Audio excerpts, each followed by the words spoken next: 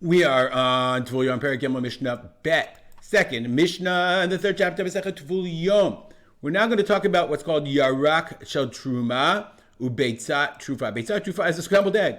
I tell you, these prakim, we're learning about how they ate foods in the time of the Mishnah. So of course, when I make a scrambled egg, I want an omelet. So I cut my onions, and I take my spices, and I put and I fry them up. And then on top of that, I put my beitza trufa, my scrambled egg. So apparently, this is nothing new. They did this in the time of the Mishnah. I have yarak shel truma. I have vegetables of truma and beitza and an egg. Now, beitza is not mekabel. Beitza is not. It can't be truma. And eggs are not truma. They don't grow on the ground. So if the kohen, a tvul yom, remember he's a sheni, and he touches the egg. The egg is fine. Nothing happens to it. But if he touches the yarak shel truma, he's posel. He's a sheni that can make truma pasul. So now I have a yarak shel truma. I scrambled. I have my yarak, my onions, or my parsley of truma. Ubeitza trufa. Beitza trufa, I'm scrambled egg. Nitunal gabav. That's exactly how I make my scrambled eggs, by the way, because I'm like lazy, so I put the onions in, let them go, and I put my onions on top. When I put my egg on top. Venagat tvul yom, but beitza and the tvul yom, he touches the egg. Don't touch. It's very hard probably because once you go to the mikveh, you're in the mindset I'm tahor. Anyway, lo pasal ella hakelach shekenegdo. Lo ella, he did not posel except he only is posel the kelach. Kelach is a stalk. So that's a friend. Like here it means the piece of vegetable below him. Okay, the Bartudera says, Ava b'shi chulin. He touches the egg. The egg is chulin. En shayach truma b'beitza. There's no such thing as truma for the egg.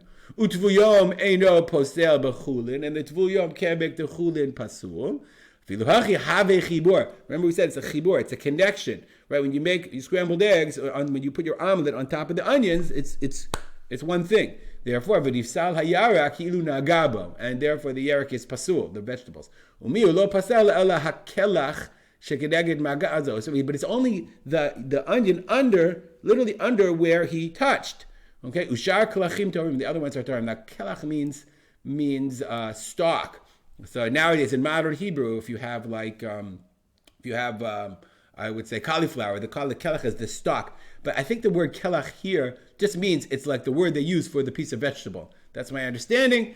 We could look it up at the Jastro for a second. Yeah, he says tube, stem, stalk. I don't see a Jastro jackpot here because it's such a common word. I just think that's the word that the Chachamim used to refer to a piece of vegetable.